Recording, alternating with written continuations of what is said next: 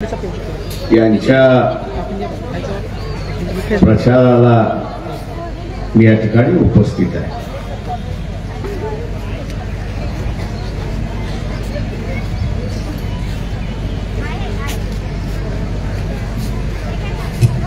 ही निवडणूक साधी निवडणूक आहे असं मी त्या ठिकाणी मानत नाही।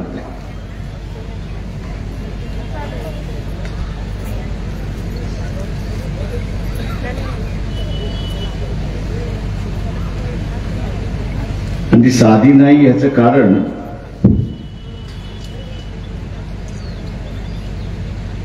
मागच्या 4 दिवसापूर्वी 5 दिवसापूर्वी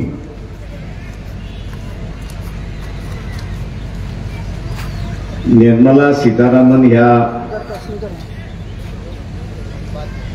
ज्या अर्थमंत्री आहेत त्यांचे असणारे मंत्री प्रभाकरला यांची एक मुलाखत आहे। एक फार चांगली मुलाखत दिली असं मी त्या ठिकाणी मानतो। या मुलाखतीने मला वाटतं काँग्रेसचे असणारे डोळे उघडले पाहिजे होते, पण दुर्दैवाने काँग्रेस आता जुनी काँग्रेस राहिली नाही, ती आता कुठेतरी बिंदी काँग्रेस झालंय असं मला त्या ठिकाणी दिसतंय।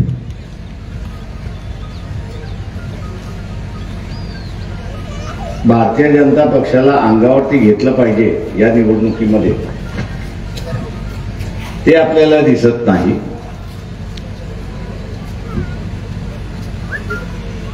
ते आपल्याला त्या ठिकाणी दिसत नाही। ज्या पद्धतीने असणारं 10 वर्षाचा कालखंड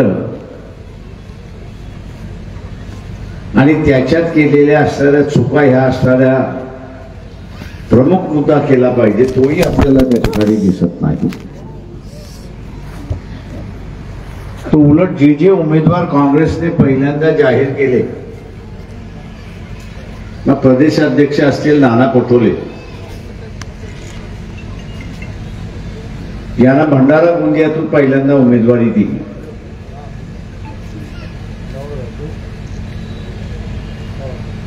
प्रदेशाध्यक्ष म्हटलं पक्ष त्या ठिकाणी त्यांनी लीड केला पाहिजे, नेतृत्व केलं पाहिजे, लढण्याची असणारी भाषा त्यांनी बोलली पाहिजे। पण त्यांची भाषा आपण बघितली की नाही, मी लढू शकत नाही, मी माघार घेतो, दुसरं कोणाला तुम्ही लढवा।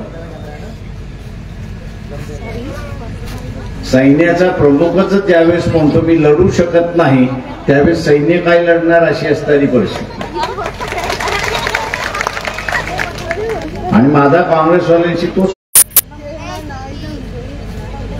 या भारतीय जनता पक्षाला जोपर्यंत तुम्ही अंगावरती घेत नाही तोपर्यंत याला तुम्ही आपटू शकत नाही अशी असणारी परिस्थिती आहे। मित्रो, ज्या मुलाखतीचा मी असताना मगाशी उल्लेख केला, ती मुलाखत असताना आपण गावागावामध्ये, शहराशहरामध्ये, वस्त्यांमध्ये वाजवली पाहिजे असं मी त्या ठिकाणी मानतोय।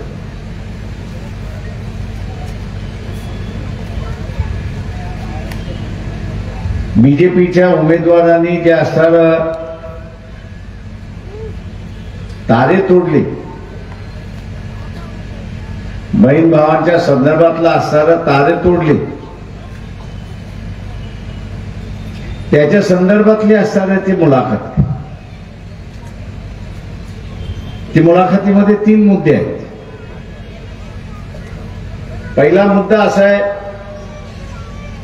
की 2024 ची ही शेवटची निवडणूक आणि 2029ला निवडणूक होणारच नाही, हा त्यांचा पहिला मुद्दा आहे।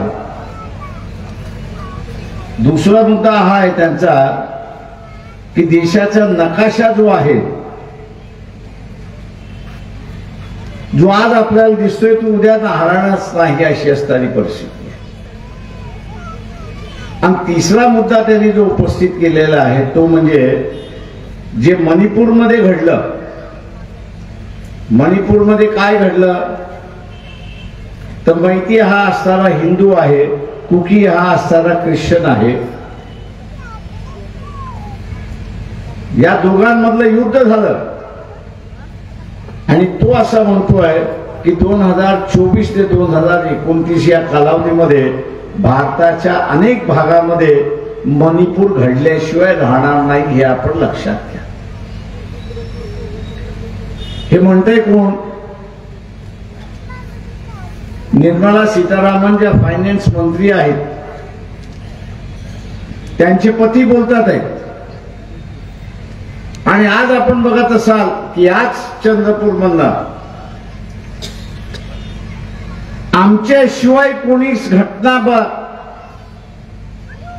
राबवलीच नाही असं विधान करायला त्या ठिकाणी सुरुवात केलं आहे. मी असणारा नरेंद्र मोदी यांना विचारतो, 2014च्या अगोदर तुमचं भूत या देशावरती राज्य करत होतं का, हे पहिल्यांदा असणारा खुलासा करा. तिथे माणसं होती 1950 पासून ते 2014 पर्यंत. या देशाचा नागरिक ज्याला निवडून दिलं होतं तो राज्य करत होता. त्याला आज तुम्ही शिवाय घातल्यात हे असताना लक्षात घ्या की तो नालायक आहे. तो नालायक आहे. तो राज्य करायला नालायक होता. तो घटना राबवायला नालायक होता. आम्हीच लायक आहोत आणि म्हणून आम्ही असताना घटना राबवली. काय केलं तर 370 कलम आम्ही हटवलं. एखादं कलम हटवलं म्हणजे राबवणं म्हणतात का? एखादं कलम हटवलं म्हणजे राबवणं म्हणतात. मोदी तुमच्या बुद्धीची आम्हाला कीव करावीशी वाटते. सरपंच सुद्धा हे वाक्य वापरणार नाही असं मला वाटते. आणि या देशातला जो सनातन हिंदू आहे, जो मोदी मोदी करत बसलाय, त्याचा सारा मला विचारायचं आहे, तुम्हाला एवढा बुद्धू पंतप्रधान कधीपासून लागायला लागला? तुम्हाला एवढा बुद्धू पंतप्रधान कधीपासून लागायला लागला? 10 वर्ष झाली सत्तेवरती बसले, पण अजूनही आपण बघत असाल तर इतिहासामध्ये रिंगाळत बसले. अमुक झालं, तमुक झालं, तमुक झालं, तमुक झालं. अरे 10 वर्षामध्ये तू काय केलंस हे तर सांग. 10 वर्षामध्ये चोऱ्या मारल्याशिवाय नरेंद्र मोदी आपण काहीच केलं नाही, हे असताना लक्षात घ्या.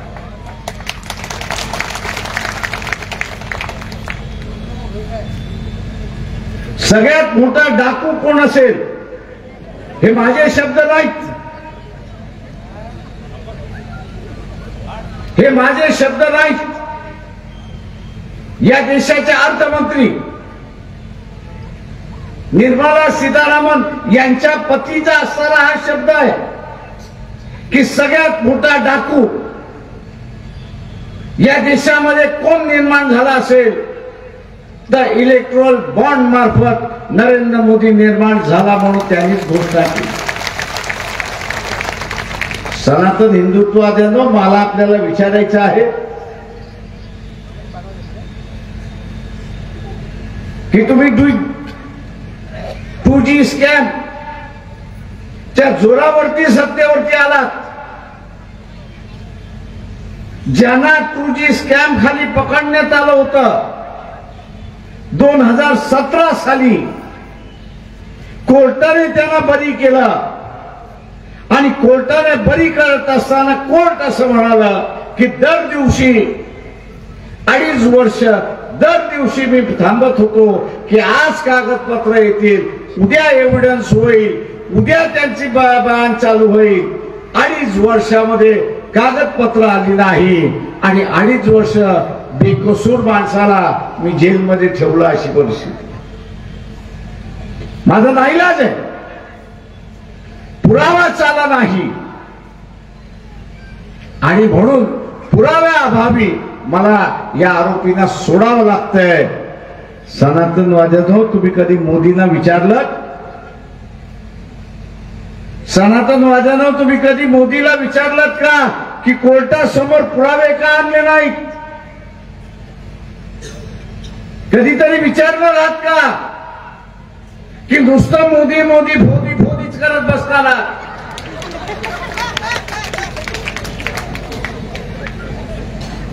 तुम्ही कुठच्या तोंडाने प्रचाराला जाणार आहात एवढं मला सांगा. भारतीय जनता पक्षाचं नाव मिटलंय असं मी त्या ठिकाणी मानतोय. सरकार कोणाचं तर मोदीचं, उमेदवार कोणाचा तर मोदीचा, योजना कोणाच्या तर मोदीच्या. भारतीय जनता पक्षाच्या झेंड्याच्या ऐवजी आता भगवा झेंडा दिसायला लागला. मी RSS वाल्यांना विचारतो की तुम्ही त्या व्यक्तीच्या विरोधात आहात. व्यक्तीचा स्तोभ मांडताना मांडला जाऊ नये म्हणून आपण प्रचार करता, काँग्रेसला सांगता. आज मोदीने RSSचं नाव सुद्धा बाजूला केलं आणि मोहन भागवत यांना 1.5 वर्षामध्ये मोदी भेटायला गेला का हे RSS वाल्यांनी सांगावं. मतभेद असतील मी मान्य करतो. RSS बरोबर आमचे मतभेद आहे, परंतु ज्याला तुम्ही खुर्चीवरती बसवलं, ज्या RSSने म्हणणाऱ्यांना मोदीला खुर्चीवरती बसवलं, त्याच मोदीने RSS संपवली अशी असणारी परिस्थिती आली. आणि मोहन भागवत त्याचे प्रमुख जे आहेत त्याला 1.5 2 वर्ष तो भेटायला वेळही देत नाही अशी असणारी परिस्थिती आहे. संघवाले, हे खरं आहे की खोटं आहे पहिल्यांदा सांगा. मी म्हणतोय ते खोटं असेल तर प्रचाराला निघा, आणि मी जर सांगतोय हे खरं असेल तर प्रचाराला निघू नका, हे आव्हान मी तुम्हाला असताना या ठिकाणी करतो. मित्रो,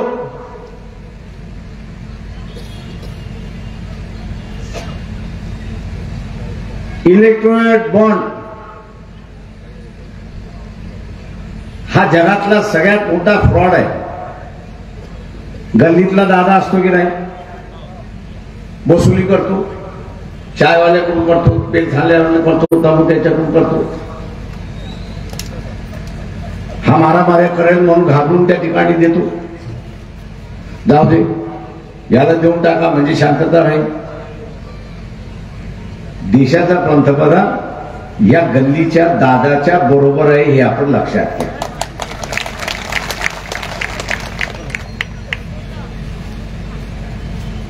सोशल मीडियावरती जर आपण गेलात तर ज्या ज्या कंपन्यांनी डोनेशन दिलेले आहेत, ज्या ज्या कंपन्यांनी असणारा इलेक्ट्रॉनिक बॉन्ड खरीदलेले आहेत, त्यांना त्यांनी पहिल्यांदा धमकवलेलं, नोटीस पाठवलेली, धाड घालतो म्हणून सांगितलेलं आहे, तुमचे कारखाने बंद करतो म्हणून सांगितलेलं आहे, तुमची इन्क्वायरी करतो म्हणून सांगितलेलं आहे. आणि आपली इन्क्वायरी येऊ दे, धाड पडू दे, आपला धंदा व्यवस्थित चालावा म्हणून त्याने 200 400 500 कोटीचे असणारे बॉन्ड विकत घेतले आणि त्याला हप्ता म्हणून त्या ठिकाणी दिला. या देशाचा पंतप्रधान हा हप्ता बहादूर आहे हे आपण लक्षात घ्या. RSS वाले, तुम्ही प्रचार करणार आहात का हे मला पहिल्यांदा सांगा.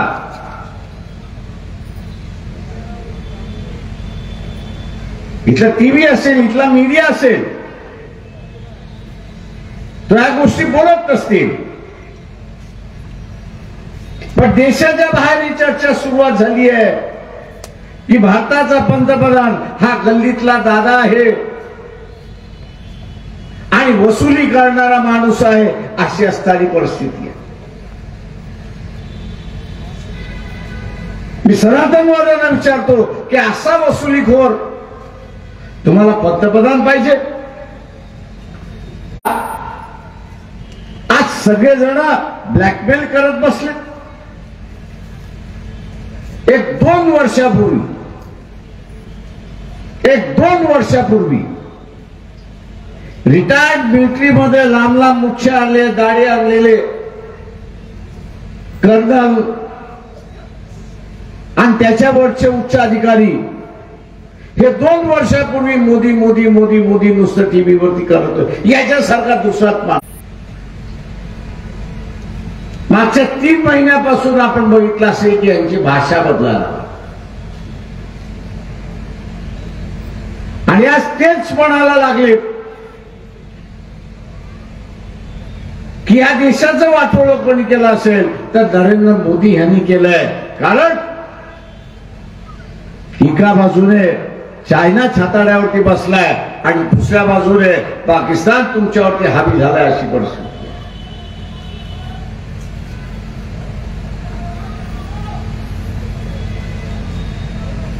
हावी झालाय अशी परिस्थिती आहे. दर 2 दिवसाला, दर 3 दिवसाला 1 किंवा 2 सोल्जर त्या काश्मीरच्या खोऱ्यामध्ये मरतो.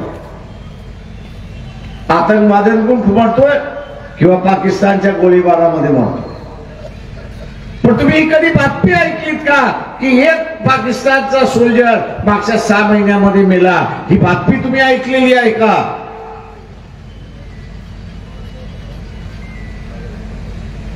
56 इंचाची छाती ही आता 14 इंचाची झालेली आहे. हे आपण लक्षात घ्या.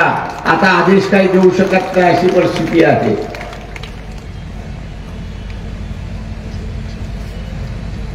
घबराट ज्याला आपण म्हणतो ही मोदीमध्ये आलेली आहे.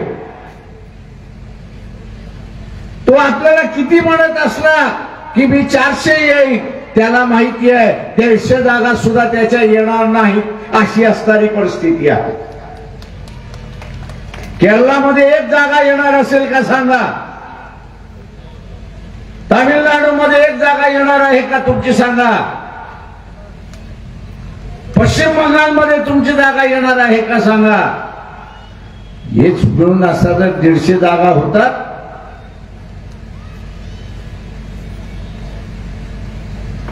चारशे जागा शिल्लक राहतात तुमचे.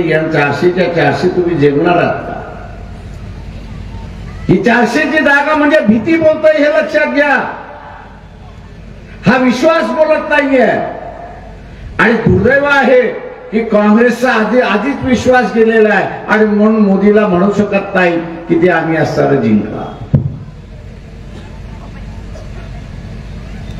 आणि दुर्दैव आहे हीच भूमिका प्रियदर्शी यांनी मांडल्याप्रमाणे राहुल गांधी यांनी जो जुमला वापरला मॅच फिक्सिंगचा, तो एका वेगळ्या अर्थाचा जुमला होता.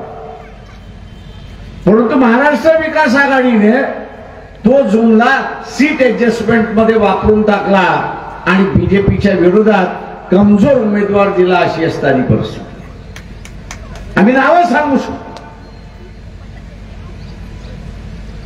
की कुठल्या कुठल्या मतदारसंघामध्ये असणारा कमजोर उमेदवार आहे. आणि आता आपल्यावरती जबाबदारी आलेली आहे की बीजेपीचा हा रथ आपण या ठिकाणी थांबवणार आहोत आणि त्याला असणारं त्याच्या नापाक इराद्यापासून आपण त्यांना थांबवणार आहोत, वंचित करणार आहोत. हे आपण असणारं लक्षात. उद्याची निवडणूक जिंकायची असेल तर 5.5 लाख मताची गरज आहे हे असणारं लक्षात घ्या. इथे फुले शाहू आंबेडकरी जनता जी आहे ही आता लोकांची लढाई झालेली आहे. राजकीय पक्ष लढायला तयार नाहीत. नागपूरमध्ये काँग्रेसच्या उमेदवाराला पाठिंबा दिला तर काँग्रेसच्या प्रदेशाध्यक्ष नाना पटोले यांच्या पोटामध्ये दुखायला लागला आणि नितीन गडकरी पडणार म्हणून त्यांनी दुःख पब्लिकली व्यक्त करायला सुरुवात केली.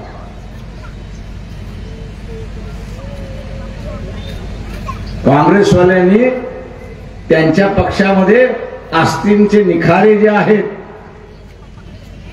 किंवा भारतीय जनता पक्षाचे जे एजंट आहेत त्यांना पहिल्यांदा ओळखा, त्यांना बाहेर काढा, मगच तुम्ही असताना या ठिकाणी जमू शकता हे लक्षात.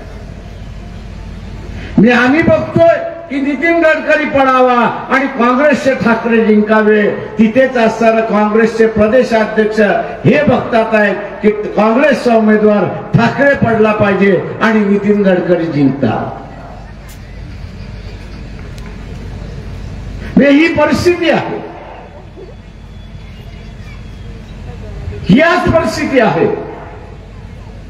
आणि त्यामध्ये आम्हाला सांगतात तुम्ही फक्त 2च जागा घ्या, जास्ती काही घेऊ नका.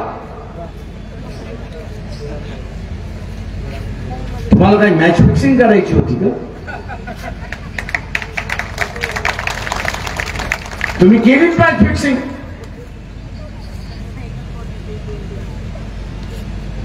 तुम्ही केलीच मॅच फिक्सिंग त्या ठिकाणी.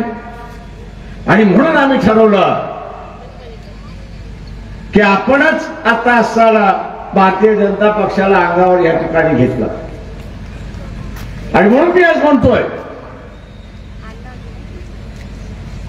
की लोकांच्या समोर आपण असताना खरी परिस्थिती या ठिकाणी मांडली.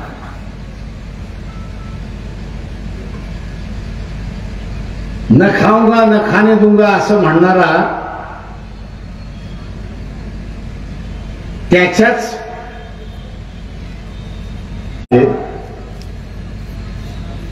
आणि त्याच्याच पक्षातली लोक असं म्हणायला लागलेत की आमच्यासारखं भ्रष्ट सरकार दुसरं कुठलंच नाही. कालची मोदीची सभा झाली, कोण कोण हजर होतो मला सांगा बरं. लाजायचं ते कोण कोण हजर, तुझ्या गावातले हजर असतील ना. तिथे पाठीमागे दारू वाटत झाली की नाही? ते काय हात वरती करतात दारू वाटत झाली म्हणून.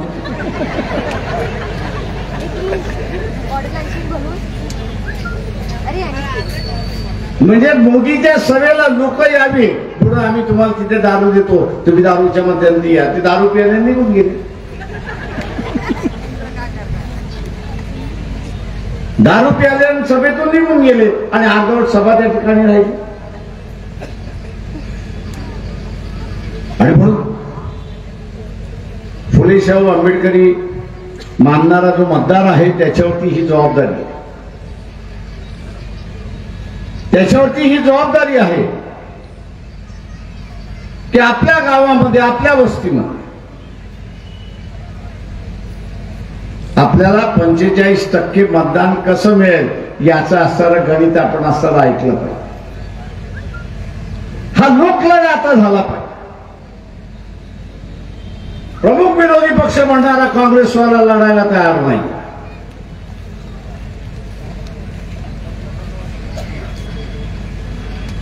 उद्धव ठाकरे शिवसेना ह्यांना म्हटलं अरे बाबा आपण सेक्युलरवाद्यांची मतं घेतोय, आपण त्या सेक्युलरवाद्यांना लिहून ठेवू की 5 वर्ष आम्ही बीजेपी बरोबर जाणार नाही. ताडकन उठल्या म्हटलं आम्ही लिहून देणार नाही. म्हणजे ह्याचा जाण्याचा इरादा पक्का आहे हे लक्षात घ्या.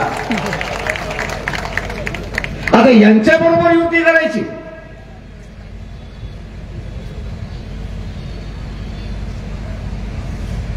यांच्या बरोबर युती करायची की ते आपली मतं घेतील, सेक्युलरवाद्यांची मतं घेतील आणि पुन्हा बीजेपीकडे जातील. त्याच्यामुळे आता लोक लढ्याशिवाय दुसरा मार्ग नाही हे लक्षात. स्वतःचं व्यक्तिगत अस्तित्व, स्वतःचं स्वातंत्र्य हे जर अबाधित ठेवायचं असेल, हे जर अबाधित ठेवायचं असेल तर या सरकारला पाडा, इथल्या भारतीय जनता पक्षाच्या उमेदवाराला पाडा, तरच तुमचं स्वातंत्र्य अबाधित राहतं. नाही तर इथं लोकशाहीची हुकुमशाही कधी झाली हेही तुम्हाला कळणार नाही अशी परिस्थिती.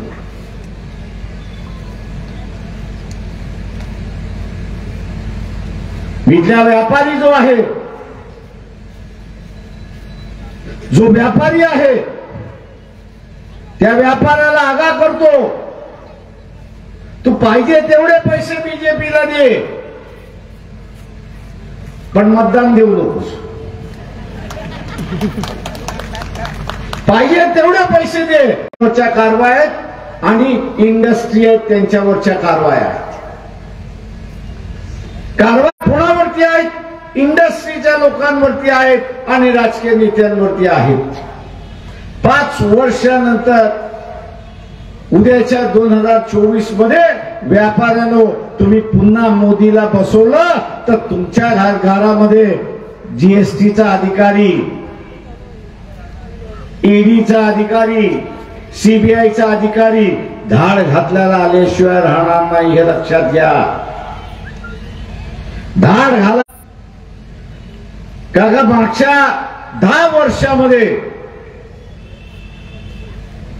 10 वर्षामध्ये या देशावरती 100 26 रुपयाचं जे कर्ज होतं, 100 रुपयाचं कर्ज होतं, ते आज त्यांनी पूर्ण 100चं 100 रुपये कर्जात घातले.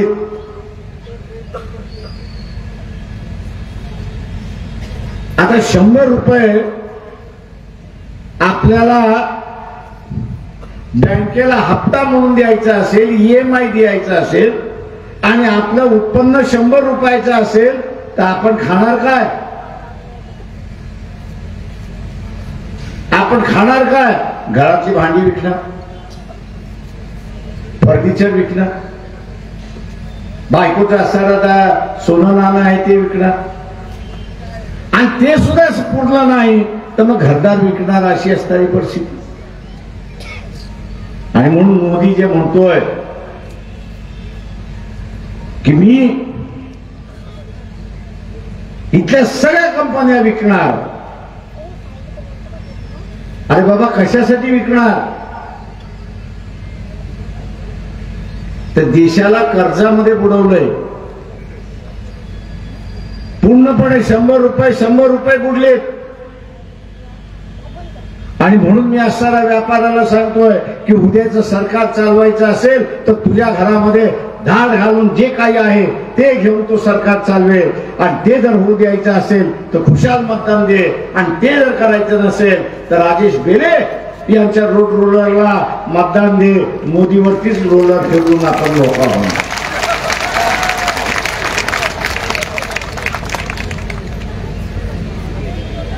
आणि म्हणून मित्रो,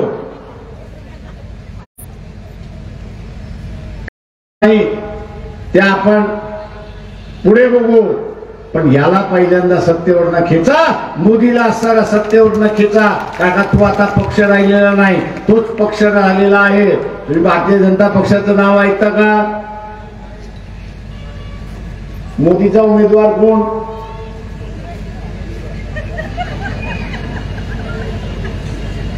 मोदीचा उमेदवार कोण? मुनगंटीवार ना. त्याच्या पुढे बीजेपी जोडल्या जातं का की मोदी जोडल्या जातं? त्याच्यामुळे हे जे हुकुमशाह नव्या पद्धतीने या ठिकाणी निर्माण होत चाललेले आहेत, यांना पुन्हा सत्तेवरती इथल्या सनातनांना आणि RSS वाल्यांना मी आव्हान करतोय, आपलं भांडण चालत राहील. आम्ही तुम्हाला सोडणार नाही, तुम्ही आम्हाला सोडणार नाही. पण तुमच्या मानगुटीवर बसलेला भूत आम्ही घालवायला निघालोय, म्हणून आम्हाला मतदान करा हे आवाहन करत राजेश पेले यांची निशाणी रोड रोलर आहे, त्याच्यावरती आपण मतदान करा हे आवाहन करतो आणि आपली रजा घेतो. जय भीम, जय भारत.